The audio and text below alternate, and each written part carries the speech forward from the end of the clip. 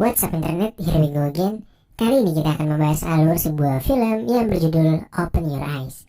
Film yang dirilis pada tahun 1997 ini menceritakan tentang seorang fuckboy bernama Caesar yang mengalami keanehan setelah dia koma selama 3 minggu akibat sebuah kecelakaan. Meski begitu, keanehan itulah yang justru mempertemukannya dengan seorang gadis cantik yang rupanya sangat sesuai dengan selera saya. Lantas bagaimanakah cerita selengkapnya? Langsung aja kita masuk ke dalam alur ceritanya.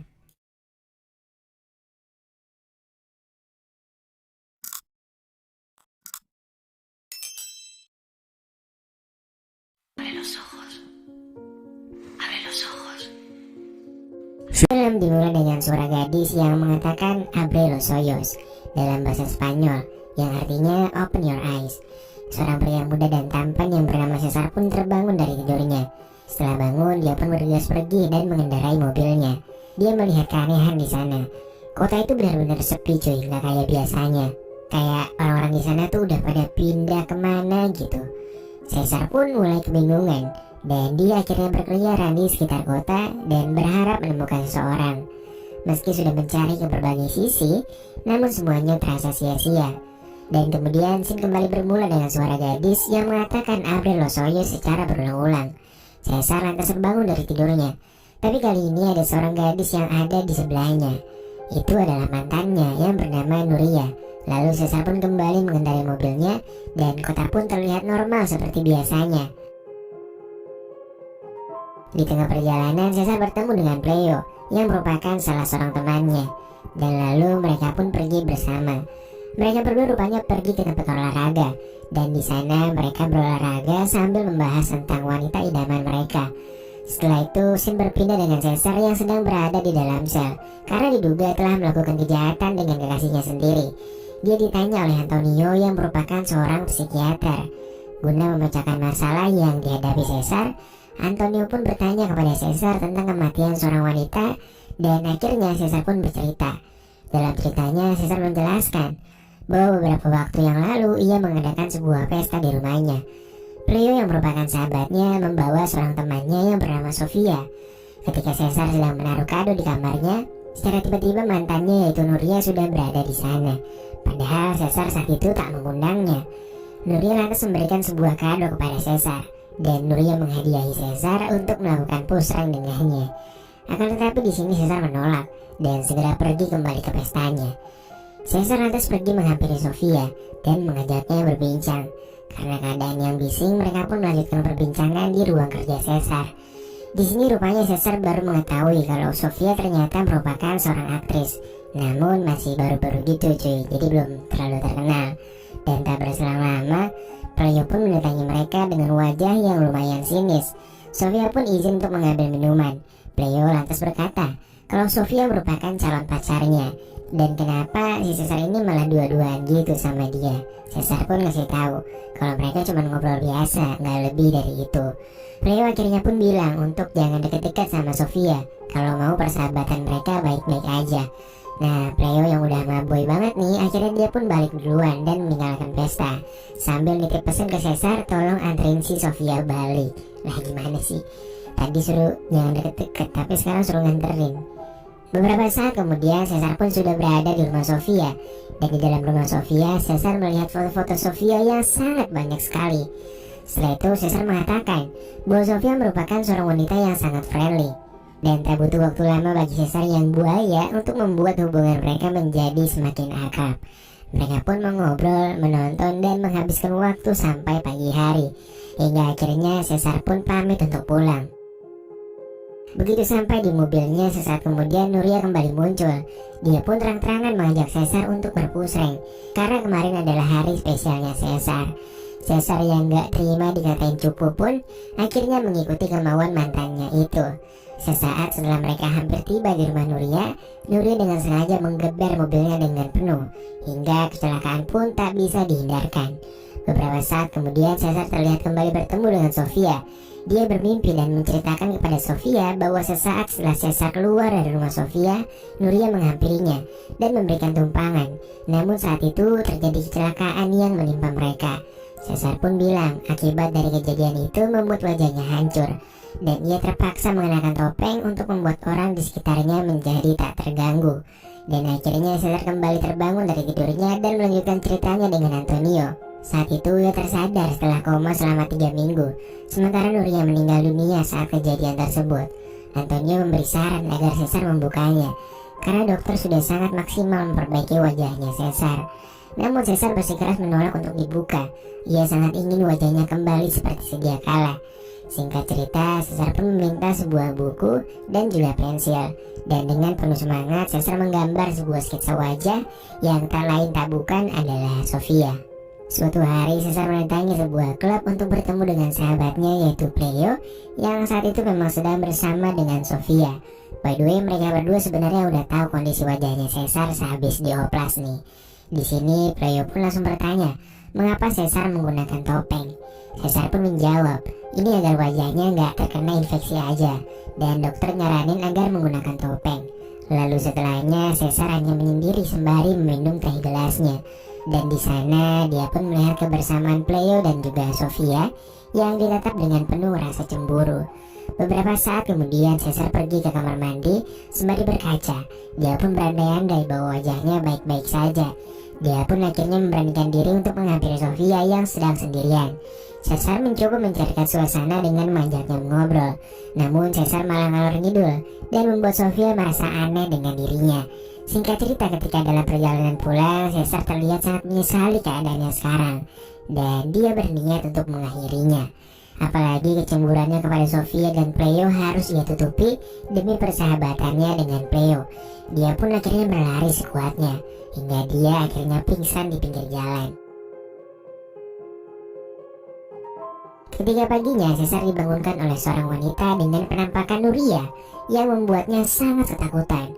Namun ternyata itu adalah Sofia yang segera langsung menenangkan Caesar. Saat itu Sofia seperti mengetahui kegalauan yang terjadi dengan Caesar. Sofia pun mengecupnya dan menguatkannya.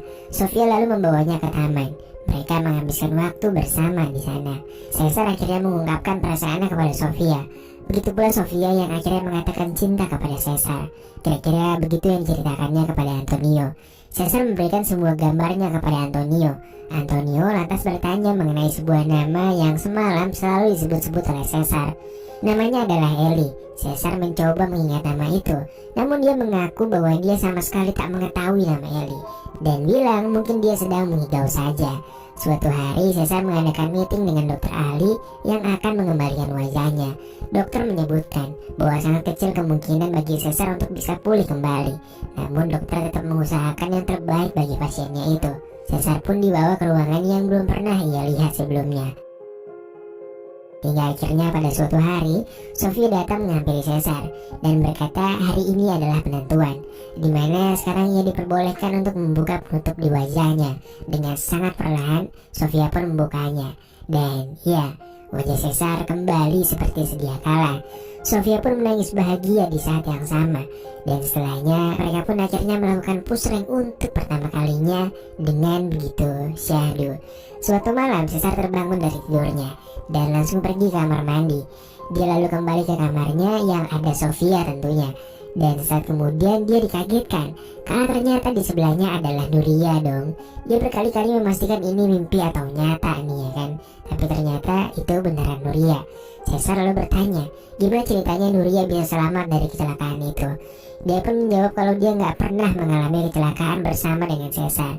Lalu Caesar pun kembali bertanya, di mana Nuria menyembunyikan Sofia. Dan dia mengaku bahwa Sofia adalah dirinya. Caesar yang semakin gak mengerti dengan alur ceritanya akhirnya melaporkan Nuria atas kecelakaan yang disengaja dibuat untuk menyelakai Caesar. Namun ketika di sana Caesar malah semakin dibuat kebingungan karena Nuria yang dia laporkan sekarang ternyata mengaku sebagai Sofia, dan penyidik itu malah sama sekali gak mengetahui tentang Nuria.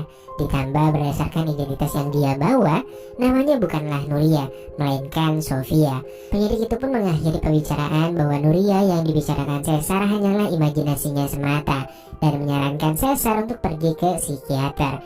Paleo datang ke sana dan dia mengatakan bahwa dia nggak akan pernah bertemu Sofia lagi Karena Caesar mengenal Nuria sebagai Sofia, Caesar pun menjadi sangat bingung. Paleo lalu menunjukkan foto dirinya dengan Sofia untuk membuktikan bahwa gadis yang Caesar tahu yaitu Nuria tidak pernah ada. Dan Paleo percaya kalau Nuria yang dimaksud adalah Sofia. Setelah itu Caesar pergi ke klub. Di sana dia bertemu dengan seorang pria dan mulai berbicara dengannya. Ia mengatakan kepada Caesar bahwa dia dapat membantunya dan mengatakan kepada Caesar bahwa dia harus mengendalikan pikirannya dan segala sesuatu yang terjadi pada Caesar saat ini bukanlah kenyataan. Ini adalah mimpi. Caesar pun semakin kebingungan karena dia nggak bisa ngebedain antara kenyataan dan juga mimpinya. Akhirnya Antonio sang psikiater menghipnotis Caesar dan dia bertanya tentang mimpinya. Caesar pun memberitahu mimpinya, di mana dia melihat sekretaris bernama Ellie, lalu mengirimnya ke ruangan untuk rapat. Dan di sana dia bertemu dengan pria yang sama yang pernah dia temui di klub.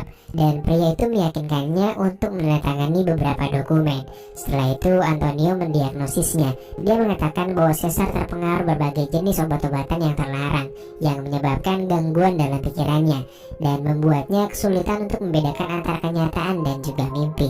Dan saat itu juga terungkap bahwa Caesar lah yang mengisdatkan Sofia ketika Sofia berubah menjadi Nuria ketika mereka sedang berpusreng.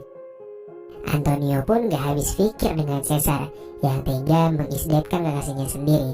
Namun di sisi lain dia merasa sangat tertarik dengan masalah ini dan memiliki tanggung jawab bahwa dia harus mengungkap kebenaran yang sebenar-benarnya dan meyakini hakim di persidangan bahwa Caesar mengalami gangguan dalam pikirannya. Suatu ketika Caesar tak sengaja melihat berita di TV yang menampilkan pria parubaya yang dia lihat di klub saat itu. Pria itu bernama Sergei Duvernois yang merupakan direktur perusahaan dengan singkatan L dan E. Dan seketika ia pun langsung memanggil Antonio untuk memberitahu temuan barunya itu. Caesar menjelaskan bahwa Ellie yang pernah disebutkan saat mengigau dulu ternyata merupakan nama sebuah perusahaan. Dia lalu mencari tahu melalui internet dan menemukan kepanjangan dari LE adalah Life Extension dan perusahaan tersebut berada di Madrid.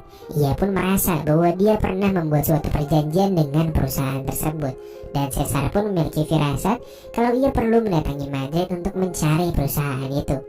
Dan dengan ditemani Antonio, mereka pun berangkat menuju Madrid. Setibanya di sana, manajer perusahaan Life Extension menjelaskan bahwa perusahaan mereka bergerak di bidang virtual bagi mereka yang ingin tetap hidup di masa depan. Ketika seseorang dinyatakan meninggal dunia secara resmi, maka perusahaan akan membawa dia ke suatu tempat untuk disimpan. Lalu suatu saat ia akan kembali dibangkitkan dan perusahaan akan memberikan kehidupan baru dalam bentuk mimpi. Semua akan terlihat nyata, pertemanan, keluarga, bahkan kota dan negara pun akan tetap sama. Namun semua hal ini dibuat secara virtual dan di dalam mimpi semua permintaan mereka akan terkabul. Beberapa saat kemudian Caesar dan Antonio pun naik ke rooftop gedung. Dia bertemu dengan Sergei Duvernois. Pria itu pun mengatakan bahwa mereka pernah bertemu sekitar 150 tahun yang lalu, yang sebenarnya itu adalah tahun 1997. Sementara sekarang tahun 2140-an. Dia juga menjelaskan pada saat Caesar tertidur di jalan sehabis dari klub, pada saat itulah terjadi koneksi antara kehidupan nyata dengan virtual mimpimu. Dan semenjak Caesar terbangun, maka saat itulah semua yang dilaluinya hanyalah mimpinya. Sebelumnya, Sergei sudah mengingatkan ketika di klub apa yang seharusnya ia mimpikan saat kontrak itu terjadi. Namun saat itu Caesar lah yang memilih mimpi buruknya sendiri. Sergei lalu membiarkan Caesar memikirkan sebuah permintaan yang sangat-sangat ingin ia minta untuk membuktikan bahwa di dunianya yang sekarang Caesar hanya perlu memikirkan sesuatu dan sekejap akan terkabulkan. Caesar pun mengikutinya. Caesar lalu memikirkan Sofia untuk ada di depan matanya dan sesaat kemudian Sofia pun udah ada di depan matanya dong. Mereka pun akhirnya bertemu kembali dan kopdar di atas rooftop dan lalu film pun selesai. Sungguh film yang sulit dimengerti.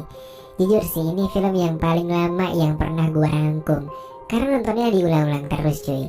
Tapi di film ini mungkin ini menggambarkan bahwa di surga tuh ya seperti ini. Apapun yang diminta ya dengan sekejap bakalan ada. Nah kalau kalian jadi Caesar, kalian bakal minta apa tuh kira-kira? Jawab di kolom komentar ya. Oke cuy, sekian dulu pertemuan kita pada kali ini. Makasih banget buat yang udah nonton filmnya sampai habis. Dan see you.